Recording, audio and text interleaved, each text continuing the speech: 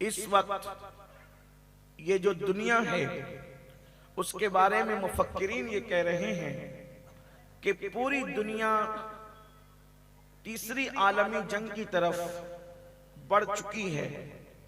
और बाज जो बहुत ज्यादा तेज दिमाग मुफक्किरीन हैं उनका कहना यह है कि तीसरी आलमी जंग शुरू हो चुकी है। अब ऐसे मौके पर हर मजहब का इंसान और हर मजहब का कायद और रहनुमा अपने मजहब के लोगों को कह रहा है कि इस तीसरी आलमी जंग में ऐसी सुर्ख आंधियां उठेगी और ऐसे सरों को उछाला जाएगा और लोग रोटी के टुकड़े टुकड़े को ऐसे तरसेंगे और मोहताज होंगे कि कोई किसी का पुरसाने हाल नहीं होगा। पहली आलमी जंग और दूसरी आलमी जंग को देखने के बाद तीसरी आलमी जंग के नतायज क्या होंगे ये हर पढ़ा लिखा इंसान महसूस कर रहा है। ऐसे हालात और ऐसे माहौल में मैं कोई डर और खौफ की बात करने की बजाय, मैं कोई लड़ाई झगड़े और फितने की बात करने की बजाय, आजमाइश की बात करने की बजाय आज मैं अपने मुसलमान भाइयों को और सिर्फ मुसलमानों को नहीं बल्कि दुनिया के दूसरे तमाम इंसानों को ये बात बता देना चाहता हूं कि एक तीसरी आलमी जंग का जो है वो गोया के ऐलान हो चुका, बल्कि शुरुआत हो चुकी। ऐसे तूफान में जबकि आप महसूस करें कि पहली आलमी जंग और दूसरी आलमी जंग के मौके पर हथियार इस कदर जो है वो तरक्की याफ्ता न थे, आज जिस तरीके से हथियार तरक्की याफ्ता हैं, अब ऐसे माहौल के अंदर वो कौम जिसे मुसलमान कहते हैं, जिनका हाल बेचारों का ये है, जिस तरह बकरियां और जिस तरह भेड़ें भोली भाली होती हैं, मैं समझता हूं कि आज की तारीख में मुस्लिम उम्मा उन भेड़ों से और बकरियों से ज्यादा भोलेपन का शिकार है। मैं उनको जानवर से तशबीह नहीं दे रहा हूं बल्कि भोलेपन की बात कर रहा हूं। बहुत भोली है मेरी कौम, अल्लाह अकबर, इतनी भोली कि किसी के शोबे पर अल्लाह अकबर कुर्बान हो जा रही है, इतनी भोली कि किसी के खौफ और किसी की धमकी पर ढेर हो जा रही है। हालात ये हैं, न इनके पास न कोई इल्म का मंसूबा है, न इनके पास कोई मुस्तकबिल का मंसूबा है, न इनके पास अपनी बेटियों को आकी आबरू बचाने का मंसूबा है, न इनके पास आने वाले दौर के अंदर जो हालात पेश आएंगे उनसे निमटने का मंसूबा है।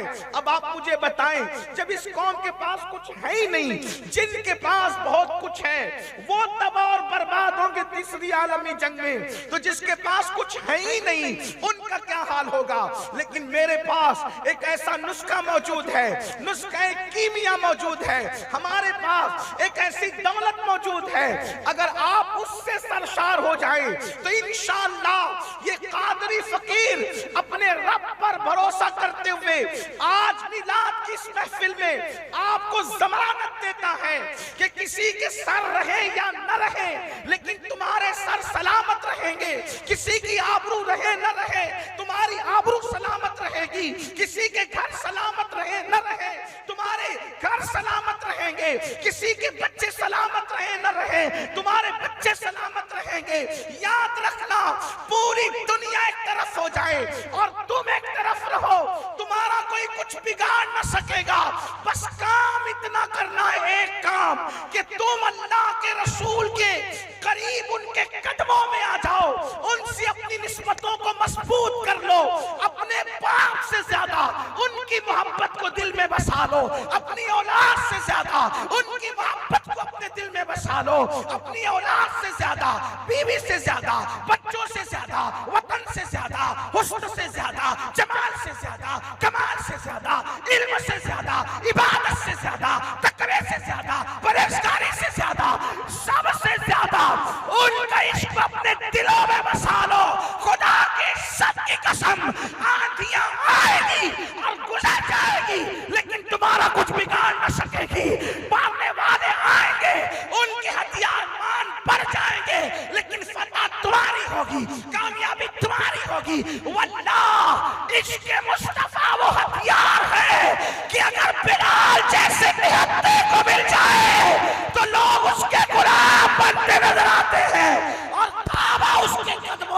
नीचे नजर आता है।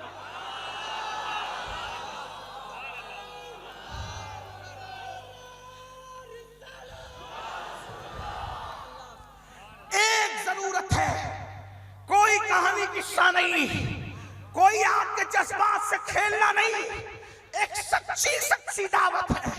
आओ उनके कदमों से वाबस्ता हो जाएं, आओ उनसे इश्क करें।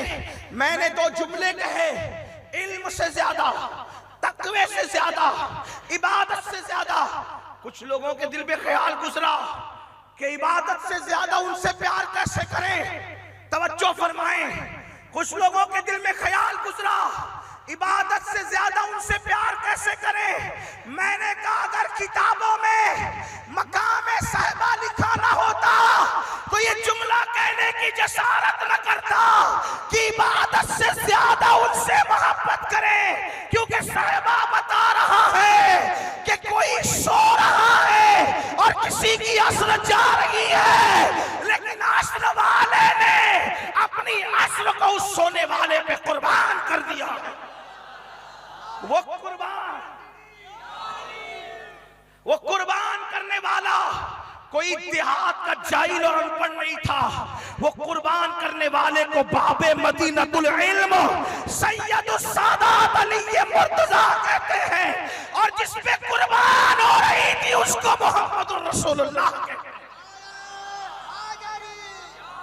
फिर उससे बढ़कर जो अजीम चीज है, इबादत से बढ़कर जान की बारी आती है। अल्लाह अकबर। कोई इबादत उन पे कुर्बान करे, कोई जान उन पे कुर्बान करे। गार में कोई जान कुर्बान इस तरह कर रहा है कि सांप डस रहा है, डस रहा है, डस रहा है, और कोई जान कुर्बान कर रहा है। हालांकि मसला है कि अगर इबादत और जान दोनों आमने सामने हो तो इबादत तोड़कर जान बचाई जाए। इबादत वाले ने इबादत कुर्बान की, जान कुर्बान करने वाले ने जान कुर्बान की। जिसने जान कुर्बान की उसको अफजलुल बशर बादल अंबिया बित्ताकीक अबू बकर सिद्दीक कहते हैं, और जिसने कुर्बान की उसको मोहम्मदुर रसूलुल्लाह कहते हैं। अहले सुन्नत का इमाम इस पूरे कज़िये को, किस्से को, मुकद्दमे को इस तरह बयान करता है और बताता है। अल्लाह अकबर फरमाते हैं, बल्कि अपने आका की बारगाह में अर्ज करते हैं, मौला अली ने वारी तेरी नींद पर नमाज। विरावल वालों, मैं कोई खतीब आदमी नहीं कि आपको बार बार कहूं कि बोलो सुभान अल्लाह, नहीं। मिलाद की महफिल आपके ईमान का तकाजा है। अगर आप नबी के नाम पे बोलना जानते हैं तो आपको बोलना पड़ेगा। बल्कि मैं तो लोगों को कहता हूं कि जब नबी की शान बयान होती है तो अल्लाह भी सुभान अल्लाह कहता है। जिसके जिक्र पर अल्लाह भी सुभान अल्लाह कहे, उस पर मेरी सुन्नी कौम, जिसको मैं तीसरी आलमी जंग में बचाने की बात कर रहा हूं, वो सुभान अल्लाह भी नहीं कह सकते। और ये मैं बार बार नहीं कहूंगा क्योंकि मैं खतीब आदमी नहीं, इतनी हिम्मत मेरे अंदर नहीं है। हमारी जमात के जो खुतबा हैं वो कहते हैं, अभी अल्लामा सरफराज साहब, अल्लामा हसन साहब मोहब्बतों का इजहार कर रहे थे, मुझ पर घड़ो घड़ो पानी गिर रहा था। ये बुजुर्ग लोग क्या कह रहे हैं, लेकिन फिर इसलिए चुप बैठा था कि अल्लाह वालों की जबान से जो बात निकलती है वो दुआ बन करके कबूल होती है। मैं कुछ नहीं, मेरी औकात कुछ नहीं। मेरे भाइयों, मेरी हैसियत इतनी है, अगर ये सर से अमामा हटाकर और बदन का कुर्ता हटाकर अगर मैं किसी चौराहे पर बैठ के भीख मांगू तो मेरी सूरत भी ऐसी नहीं कि कोई मुझे भीख दे।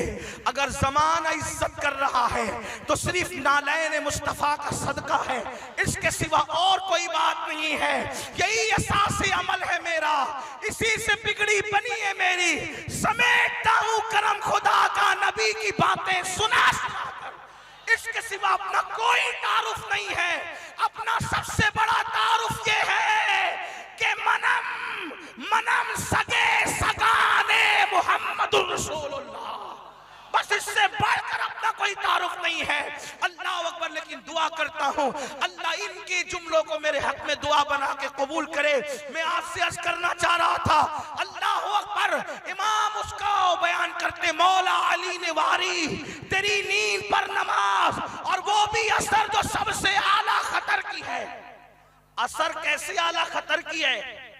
तवज्जो है आपकी, असर कैसे आला खतर की है? हदीस पाक में आता है जो असर छोड़ दे उसके अमाल सब बर्बाद हो जाते हैं। इतनी कीमती है असर। सूफिया किराम कहते हैं असर का वक्त सूफिया के लिए शबे कद्र का दर्जा रखता है।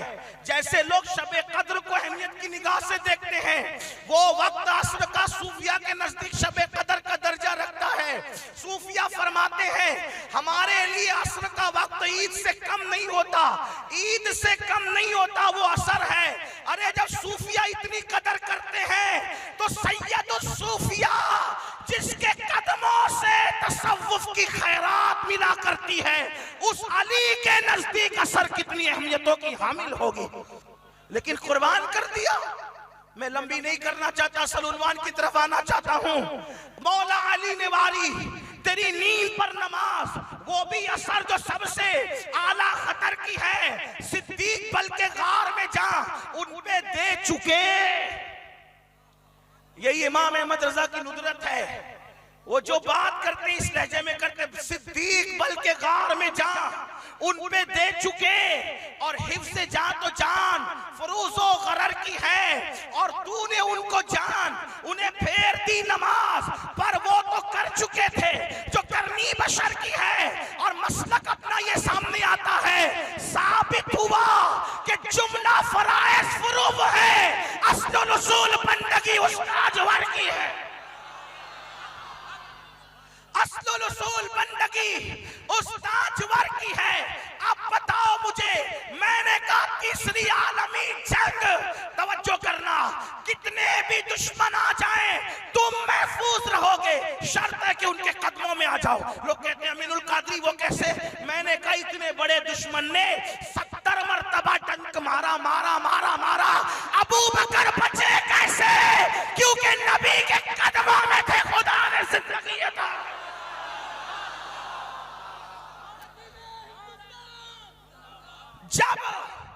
जब उनके कदमों में पड़े रहने वाले अबू बकर को सांप 70 बार डंक मार के भी कुछ बिगाड़ नहीं सकता, जब सांप का डंक बिगाड़ नहीं सकता तो लोगों के हथियार क्या बिगाड़ सकते हैं? लेकिन